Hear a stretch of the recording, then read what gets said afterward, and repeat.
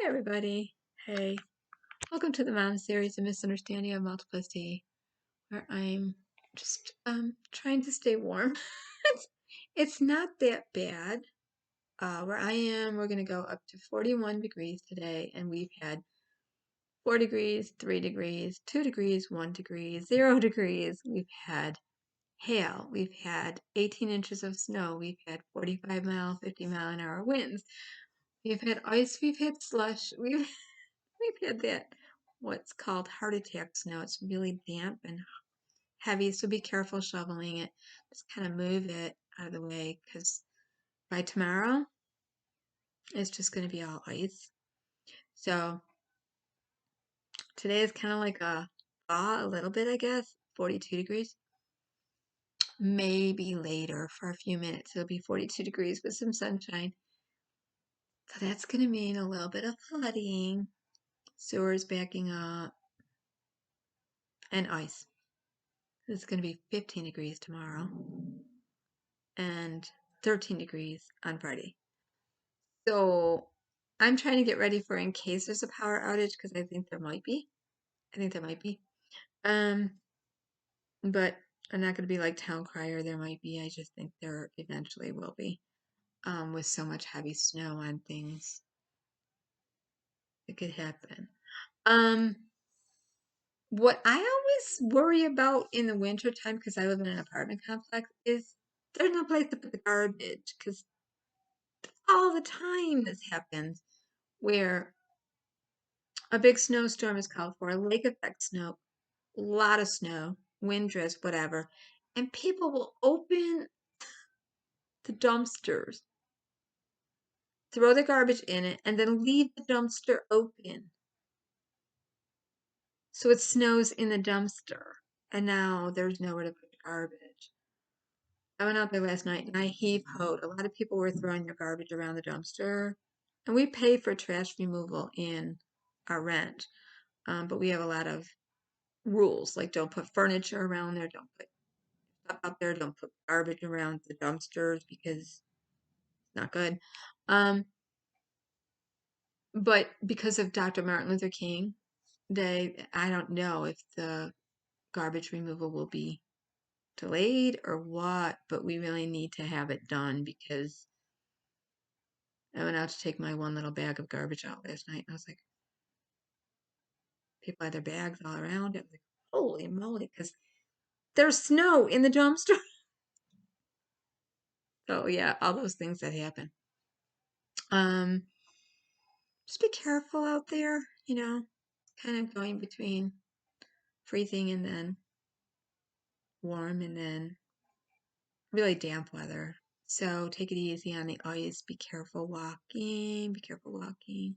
I'm just not going to do it. I had my booster scheduled for yesterday, and it was scheduled for over a month. But I knew there was no way I was going to be able to walk over snowdrifts, and nothing had been cleared until yesterday.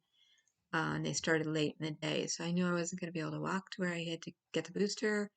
Definitely wasn't going to want to walk back from my booster, so I rescheduled for next week. So I want to talk about pandemic issues. Um, so obviously we have weather getting in the way of pandemic stuff, colds and flus, and just being cold and damp and arthritic pains. So nobody knows, is it COVID or did I overdo it shoveling or did I whack my back out or is my chest really hurting? Do I have a sore throat and cough because I'm walking in the wind and the snow and the freezing? Nobody knows. I ordered my test kits today. It's 4 tests per household. I can guarantee you where I live in my apartment complex in the area I live in, there are a heck of a lot more than 4 people in a household. And um, if you have to test twice, you're really screwed. So I don't know. I just don't think it's going to be enough. If they're going to go that route, I don't think it's going to be enough. Maybe this is the first batch. I don't know. And 1 N95 per household. Are we going to? I mean, for me, it's fine. But are people going to share the mask? I mean, I don't know. Other countries are having no problem just sending masks to the people and tests and even medications now. Antivirals, they're sending them out. If you're positive, they're sending them out so you can take them at home. I don't get it. I don't get it. But we'll get there, wherever we're supposed to be. And then there's talk of 5G and airplane safety, the rollout of 5G. And all I could say is shout out to Miss Dana Ashley. Um,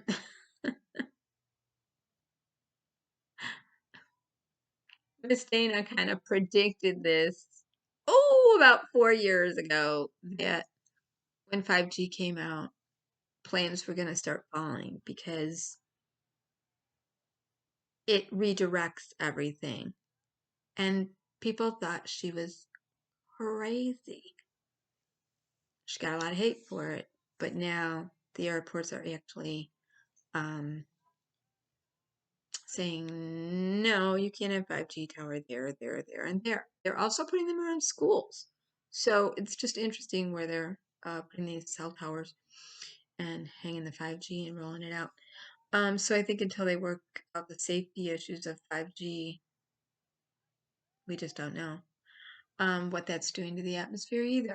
I'm willing to entertain out of the box thinking without going down the rabbit hole.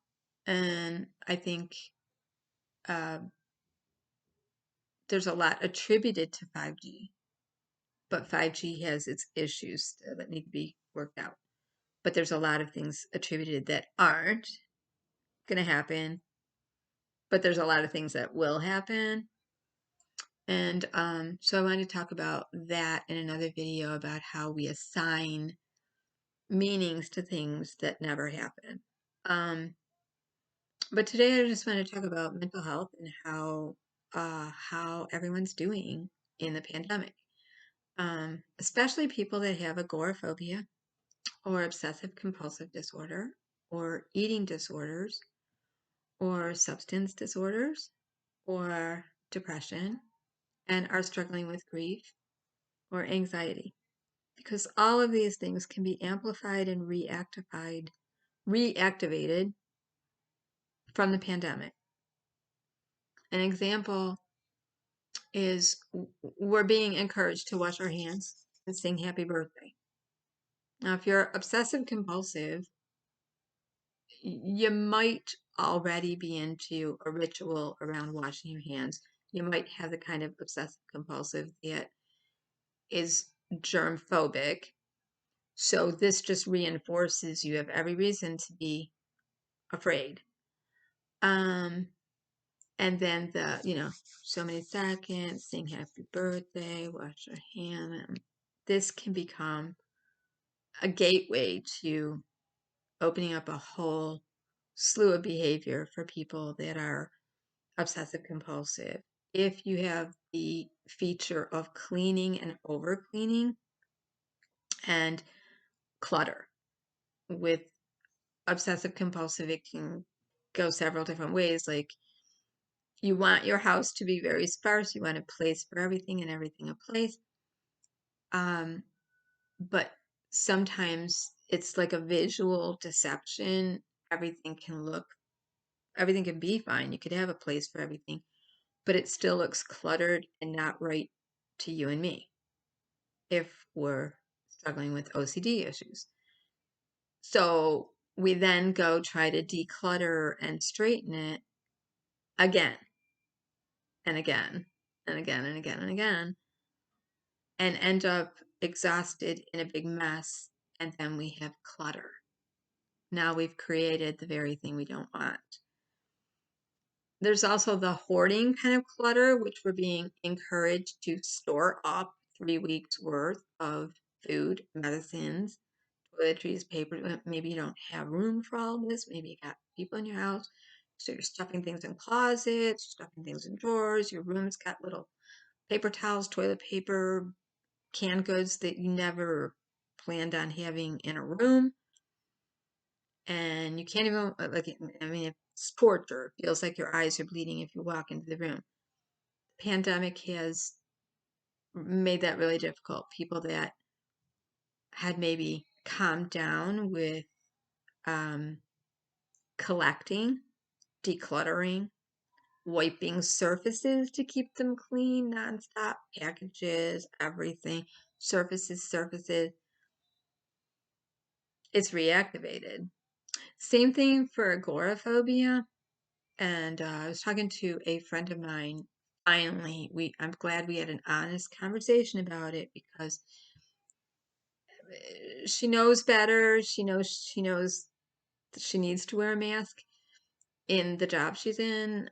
But she's like gotten pulled aside several times for like pulling her mask down. Like her mask is like down here, or it's off, or she puts it on last minute. And there are people that having a mask over their face will trigger a panic um, response of feeling like they're being smothered, feeling like they're not going to be able to breathe, especially if there was trauma and maybe they were silenced, maybe they couldn't breathe, maybe they were in a closed environment. So claustrophobia, agoraphobia, we're being encouraged stay inside. Don't go out in crowds. Don't go stand in a line too close to people. Don't get in the middle of the line. Stay on the outside, 6 feet apart. When you're shopping cart apart, right? Well, for people with agoraphobia, it's imperative for them to go out and be in crowds every day and to try to stand in lines where they feel kind of hemmed in and they're stuck and waiting. That's to be able to stand in a line with people around you hemmed in is a good thing for an agoraphobic, or to be out every day in a crowd. But now we're being told don't do that. So all of these things, stay 6 feet away, washing, the mask. I just when I was having a talk to this friend, I said, I don't know what's going on with your mask situation, but we're really being told now the mask's got to be a little more tight fitting. They definitely got to cover our noses and our chins and our mouth. And I know she had trauma in her background. And I know she struggles with her breathing. Now, a mask won't stop you from breathing. I mean, you could put a saturation monitor on your finger and you're going to keep breathing fine. But it can, I think for people that have COPD and breathe shallow to begin with and have panic disorder, it can turn it into a hyperventilating type of a situation. And that's really what she was going through. She was panicking all day whenever she had put the mask on. So we just don't know when we get into these mask debates with people what's really going on in their head, what they're dealing with. When we get into these situations where, back up, you're too close to me or whatever, that's enough to send a person home scared and isolated, and they're going to hole up in their house and never go out. They're going to be like a slug under a rock and just stay there. So some of the things I've found, because I used to struggle with panic attacks a lot, and especially breathing. I'm a shallow breather, and I always have trouble with these, trying to breathe right. I have compression, I have nodules in my throat, so I'm like a gulping air. I have to remind myself to breathe from my diaphragm and take a deep breath. It's a struggle to breathe. So I put a mask on, a tight fitting mask. Initially, I feel a little panicky, but I get over it. But some people don't get over it. Some people, I mean, I'm past that. I thank God that I that I'm fine with it. But I think of people that really struggle with agoraphobia, OCD, eating disorders. being told to store up food we never would, like canned goods and crackers and things just to have on hand in case. And then with storms and power outages, edible things you can just pop open a can and eat it. And um, if it's there, if you're an overeater or a binger, you're gonna eat it. Um, and then feel horrible about gaining weight. And so that could start a cycle of binging and purging or restricting. So, and then there are people that really struggle with substances, and they do all their substance use alone. And so being alone the, would increase it. And the very real problem of being inside too long, not good. Ventilate your house, get out in the sunshine every day if the sun would come out, take your vitamin D in between. Looking at my windows when I do that. And just, it's good to have a hobby. I was working on a heart I made yesterday. I made it wrong, so I have to redo it. I missed 2 spots there, but it turned out kind of pretty. And I'm working on another one today. Then in between, I go out. Even if you're just walking around your complex, around the block, whatever, just do what you can to stay healthy. So I just want to make a video and remind people that sometimes when we're plugging my battery, sometimes when we're getting into it with people about masks, we really don't know what's stopping them from wanting to put a mask on. And then I think of all the elderly now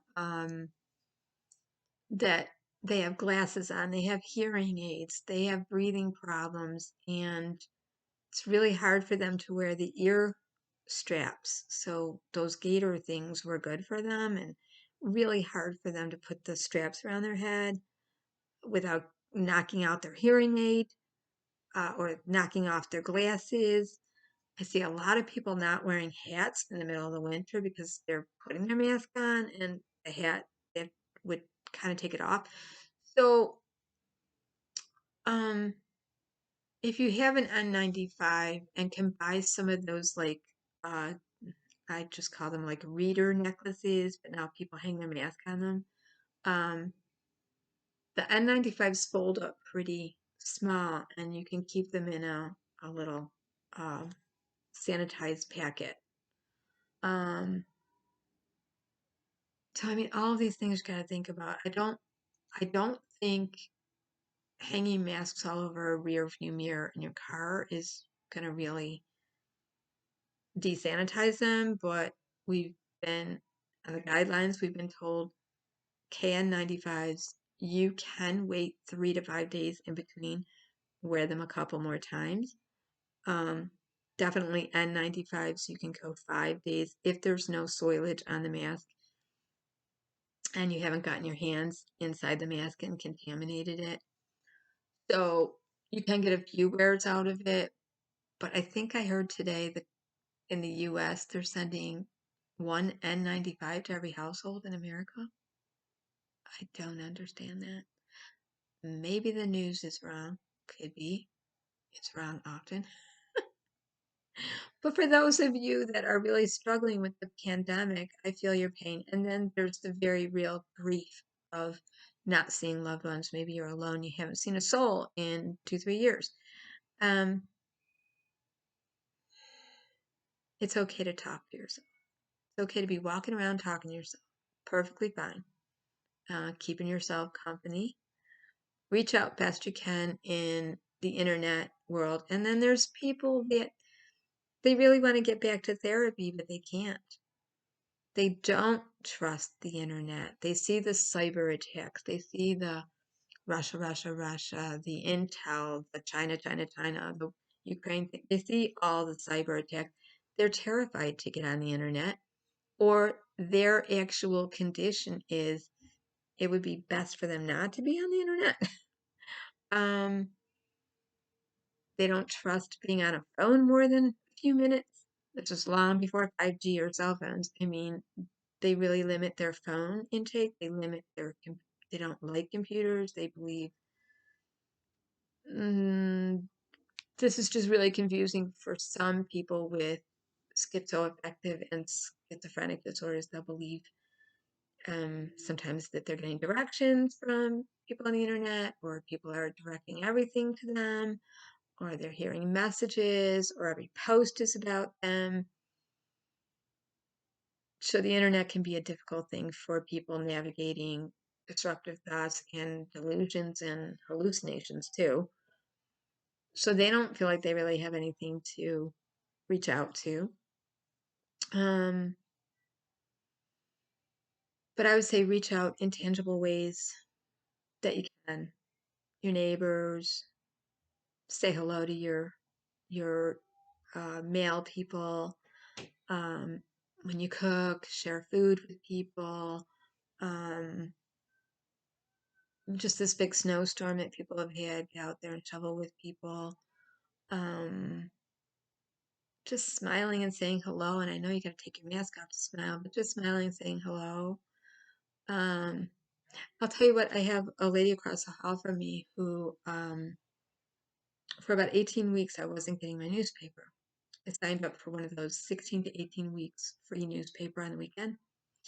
And they kept calling me saying, if you didn't get your paper, press 5. I was like, I'm pressing 5. Finally, they put me into accounts, and the lady said, well, the driver says they're delivering it, and they have digital patrol.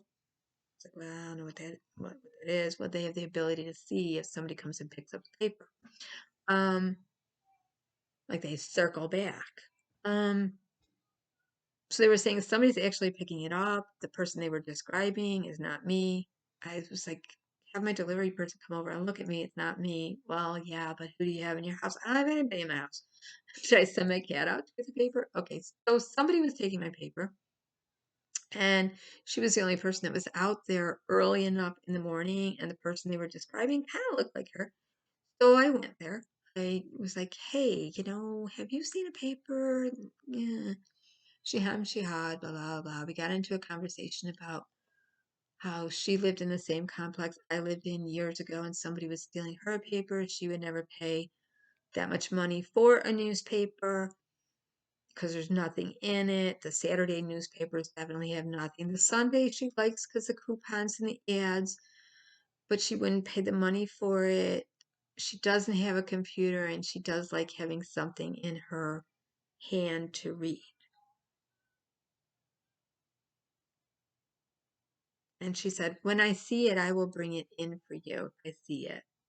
Well, lo and behold, the very next day, it was behind my door. And ever since. Um, and she has been making a point to bring it in. And we we just got really honest. And I said, if you want to read my paper before you bring it to me, that's fine, because you're up really early and you're out there and you're grabbing it. So go ahead and read it, and then just give it to me. And that's what she's doing. And even just that little bit of reaching out, I said, I really appreciate you bringing it in. She said, well, I'm out there really early. And then I finally just said, and you're reading my paper, and that's fine. We're sharing the paper, that's fine. But thank you for bringing the red paper over. Now that you read it. There's no cutout coupon. I mean, she just kind of looks through it, looks through the ads and everything, puts it back together, puts it in the blue thing, and it's behind my door. And so we struck up a whole conversation over that, and we weren't talking. And so just anything to reach out, and let's all try to be kinder and gentler to each other is what I figure, because we don't know what people have going on in their life. We don't know if they're alone in their life. We don't know what a struggle it is to get to a store. We don't know that their finances are being eaten up by having to do maybe Insta shops. We don't know their physical situation, how much goes into them just going down to their store and getting their stuff done. We don't know. Um, it could be scary for people to drive in a pandemic and be in lines and be confronted with people if you're wearing a mask or you're not wearing a mask, which is why I can't stand the politicizing of it. Or mandating, but at this point, so many people have gotten sick with so much COVID that we really need to do it. But just keep in mind there are reasons. Sometimes we think people are just not wearing a mask because they just want to be non-compliant. Sometimes they really can't. And you kind of can notice them because they're always picking at their mask. They're pulling it down. They're kind of moving it around. They're pulling it down on the chin. They pick it up. They're pulling at it. Maybe they're panicking. And all these things at home that we do, we're doing more of. So for people with obsessive compulsive disorder, it's really increased for people with eating disorders, substance abuse, and domestic violence because you're stuck home with the person that's abusing you, domestic and child abuse. So I really hope there will be a way for people to reach out and get the mental health they need, that they feel is safe, whether that's the phone or the internet. None of it is ideal because a therapist really kind of, the ideal situation would be to see the person's face and their reactions and read them. And we humans, we need to read each other, and a client would also want to see the response of their therapist. Like, if they're sharing information, did I just disgust my therapist? Did he just smirk? Did she just smirk? Was that a grimace? Can't see it because the mask is on. So, did they swallow their lip like they wanted to say something, but not gonna say nothing? What it's just made communicating a lot harder, and interpersonal relationships and mental health is at an all-time crisis, including depression and anxiety. People that are catastrophic thinkers, like, just build. I'm very much that way. If the news comes on and it says this happened here, I imagine, well, who's close to that? It looks close. I wonder if they're okay. So it's very easy to leap to catastrophic thinking in the middle of a pandemic. And it's also very easy to leap to giving up and putting the covers over your head, hiding, and again, eating disorders and agoraphobia. So for all of you out there that suffer with panic disorder, agoraphobia, claustrophobia, breathing disorders, triggers when you're confined, and ritualistic cleaning and counting spaces and distance and all that. And you just freak out when you walk in a room and there's a box of food sitting there that shouldn't be there because it's not where it should be. So you tear everything apart. Now you got a big old mess. My heart is with you, truly it is. And my thoughts. And I hope that you'll get help you need and we get out of this pandemic. And it becomes like an endemic, endemic. I saw in the newspaper the other day, Spain, Prime Minister Pedro Sanchez put forth a different idea of how to approach COVID because they're on their sixth surge, and 94% of their country is completely vaccinated and boosted, but they're on their sixth surge. So how do they approach it? With keep shutting everything down? No.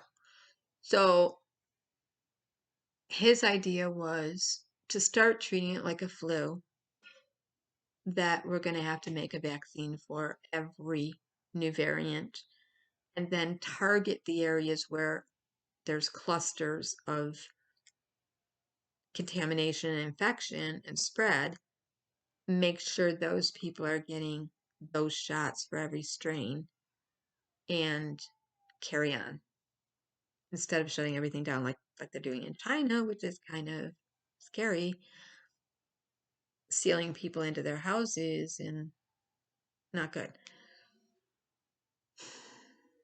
So I wish everybody well in the pandemic, and I hope you're taking care of your health, and take care, everyone. Thanks for dropping in. Bye-bye.